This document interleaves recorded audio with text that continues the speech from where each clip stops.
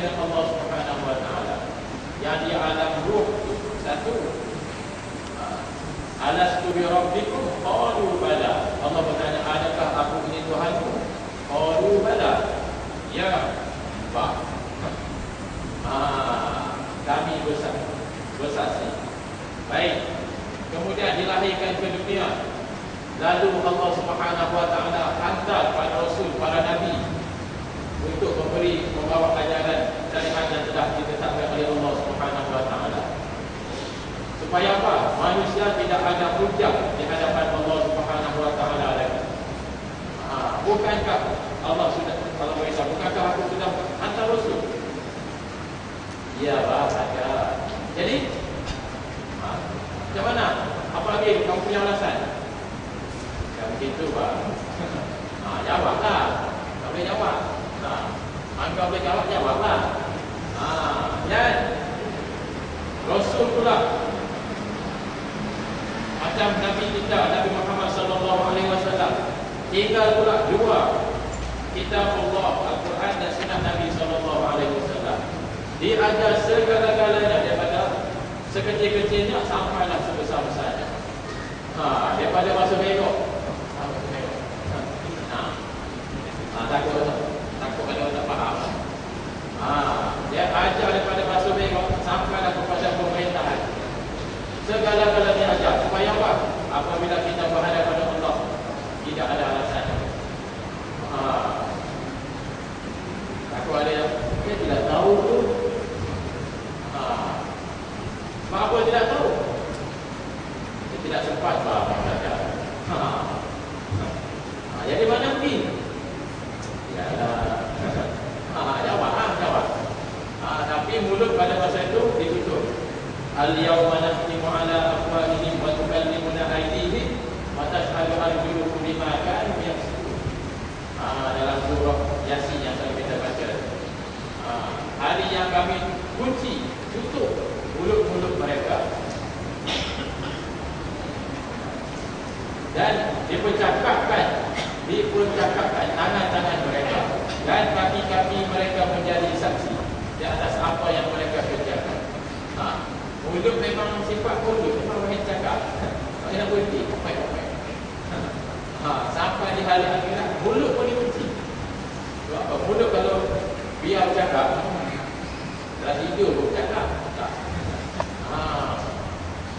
Tidur mulut. Padahal Allah berkontrol mulut manusia pada hari kiamat. Tapi adanya Allah, mulut kunci, tangan kaki jadi saksi cakap. Sebab apa? Tangan dan kaki. Sebab dua anggota ni yang berkuasa. Telinga adalah, tapi telinga boleh buat benda yang boleh mendorong manusia kepada bawa kepada mana benda-benda muka. Telinga kalau ada nak curi makan, pergi ke tempat maksiat, tempat muka, kaki. Dua anggota yang pertama yang banyak memberi saham kepada manusia untuk dalam melakukan perkara maksiat. Mulut pun dia juga Nabi sebut dua lubang yang paling mengumpan manusia ke dalam api neraka. Dua lubang ni dengan kemaluan. Mulut tidak senang nak buat dosa. Dosa free banyak sangatlah. Dosa free kita ni dengan mulut.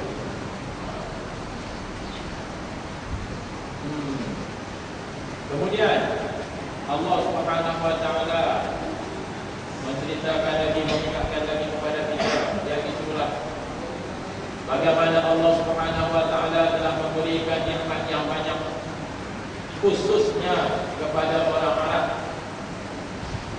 Iaitulah bagaimana Allah Subhanahu wa taala menjadikan Baitullahil Haram, iaitulah Kaabah, sebagai tempat ulang balik bagi manusia. Manusia sentiasa mengunjunginya.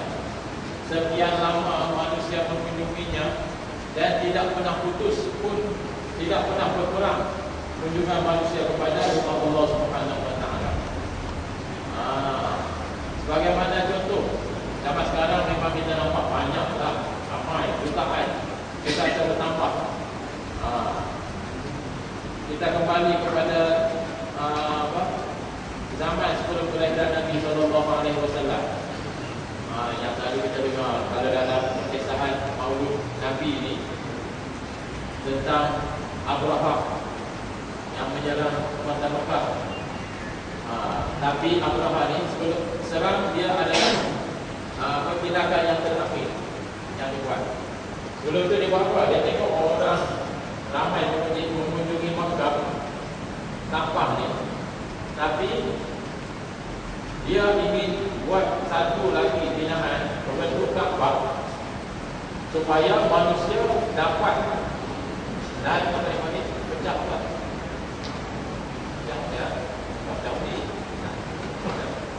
Pecah ni monopoli. Sebab dia apa? Cemburu kepada ramai manusia pergi berkunjung ke Mekah. Sedangkan Mekah dari segi tempat di lembah, tempat yang biasa sahaja. Kalau ikutkan bukan ada itu, bukan ada macam musik, ada tempat taman nyema. Tapi sebab tempat itu memang telah dimulakan oleh Allah. Sentiasa ramai manusia pergi. Abraham ni dia berkitai.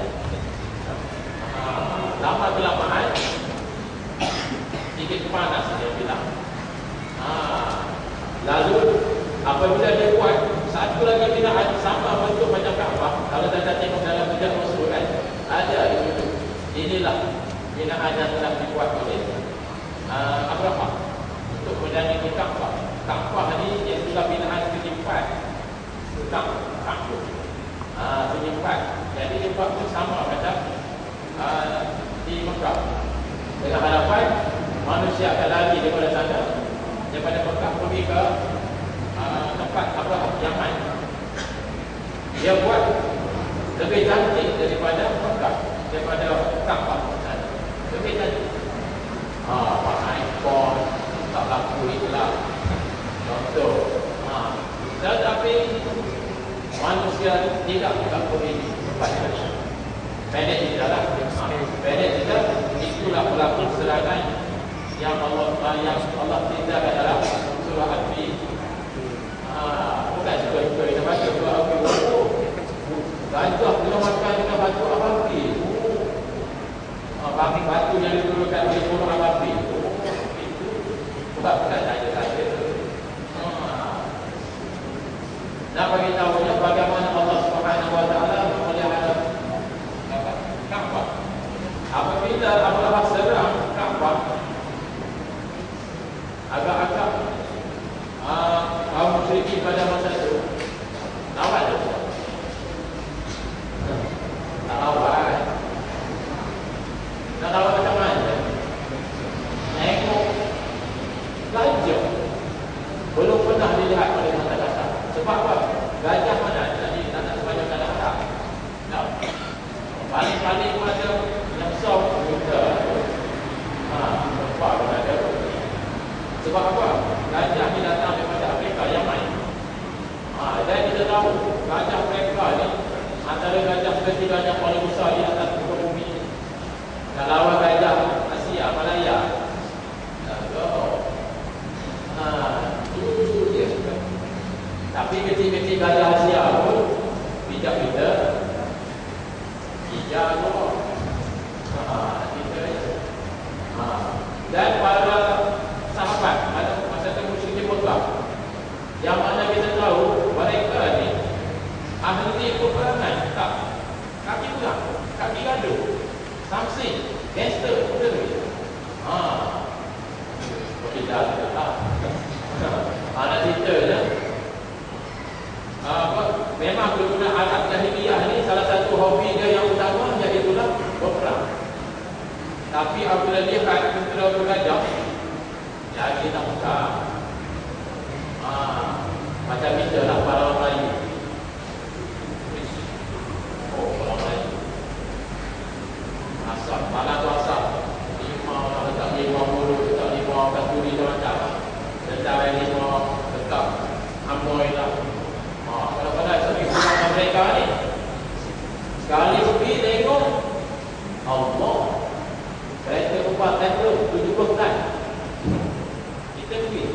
tahu yang lupa.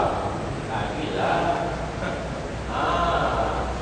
Ni macam kita ni, sahabat-sahabat pada kaum musyrikin pada tu tadi kebiaran memang dia nak buat apa lah. Buat apa? Berhadapan dengan gajah, tentera bergajah. Tidak adalah tentera yang paling kuat pada zaman itu adalah tentera bergajah. Sedangkan kalau di negara Arab, tentera yang paling hebat apa? Tentera berkuda lah. Hebat lah. Tapi lawan gajah. Tak proses, gajah. Ramai kita tengok ramai yang mati. Jaga tu, sebab apa? Kita pijak dengan gajah dia. Dengan pendek. Itu bau gajah Malaysia. Gajah mereka, kalau ganti 6 kaki, kalau ganti 6 kaki, tak ada badan 2 kaki. Pendek badan boleh ganti. Mana ada? Kalau ganti 6 kaki, maknanya bayang diri lah, tak lah. Kita je. Tapi Allah Subhanahu Wa Taala telah memberikan jaminan bahawa Mekah, anak suci, anak haram Mekah, Kaabah adalah alamina, aman, dipelihara, terpelihara oleh Allah Subhanahu Wa Taala. Dan Nabi Sallallahu Alaihi Wasallam memberikan jaminan bahawa dua tempat yang tidak akan dimasuki oleh Dajjal, Makkah, Madinah, dua tanah haram.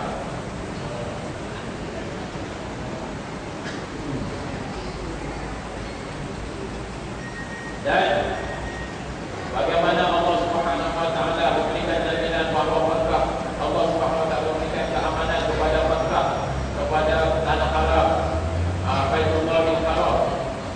Dan Allah Subhanahu Wa Taala perintahkan wattakhidhu min maqami Ibrahim musalla, dan jadikanlah makam Ibrahim itu sebagai tempat sembahyang. Takut ada orang terluka, makam Ibrahim itu kuburan yang berada di dalam Masjidil Haram. Makam Ibrahim ini yang itulah bukanlah kuburan Nabi Ibrahim. Takut ada yang tidak pakai Ibrahim, tak nampak dia tidak sembahyang. Lalu di Mekah boleh nampak kubur Nabi Ibrahim. Dalam kubur ke mana? Kubur dalam Masjidil Haram ya. Ada kuburan. Tidak. Makam Nabi Ibrahim yang itulah tempat berdiri. Makam maksudnya tempat berdiri. Ada yang Ibrahim kedudukan. Makam Mahmudah, kedudukan yang tertinggi. Ketika Nabi Allah Ibrahim mendirikan Kaabah, ada riwayat menyebutkan Nabi Allah Ibrahim duduk atas batu. Atas batu lah mendirikan Kaabah. Sebab Nabi Ibrahim adalah kontraktor yang mendapat mandat langsung daripada Allah Subhanahu Wa Taala untuk membina semulia-mulia tempat di atas muka bumi. Kontraktor yang buat Kaabah. Sama juga.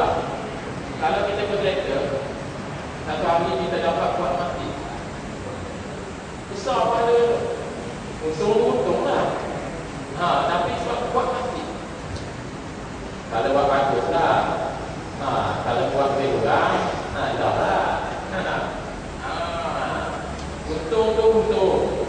Kalau di sini buat apa-apa dan buat masjid dengan cara buat dengan cara yang betul-betul amanah. Jangan buat masjid tapi buat lebih kurang. Sebab ini rumah Allah. Kita nak cari pahala, tapi dapat laknat kepada Allah.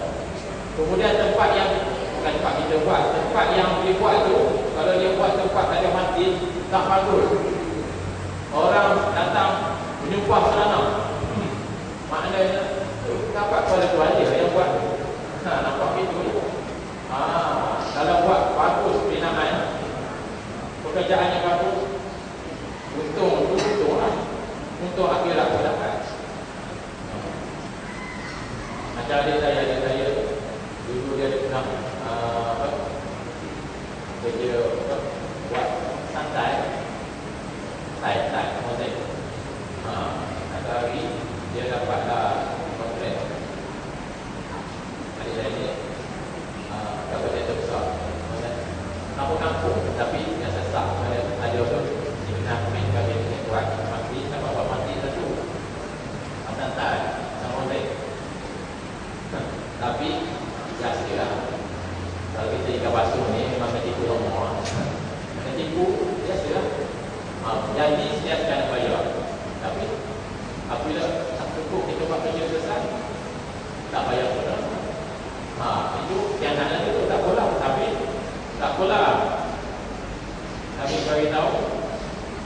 untung tu dari segi gaji untung tak apa, tapi apa kita mana kau sudah buat membina rumah Allah.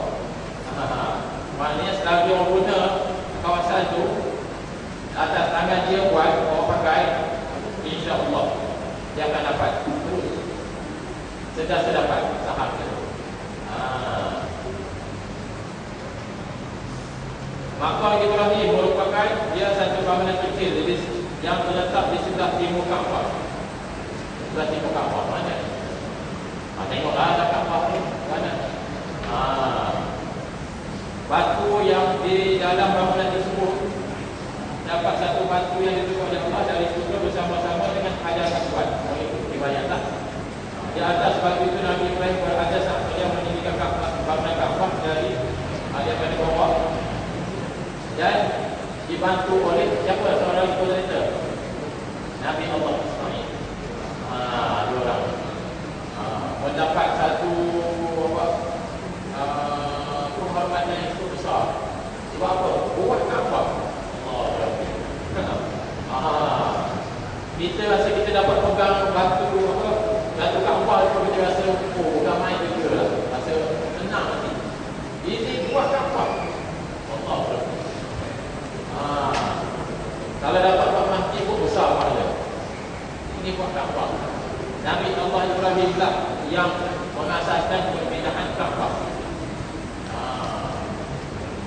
Kemudian Abu Talib pernah berkata dalam syair qasidah yang menyatakan bahawa pijakan Ibrahim tercetak di atas batu dengan jelas membentuk dua telapak kakinya yang telanjang yang tidak berhalang, tidak pakai selipar lah. Dan kita diperintahkan oleh Allah Subhanahu Wa Taala untuk solat di makam Ibrahim di kawasan sekitar.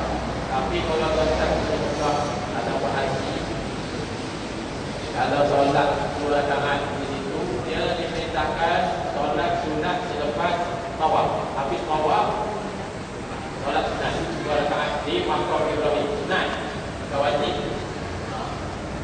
Tapi kalau masa haji solat sunat kawasan tu takut paling ada pada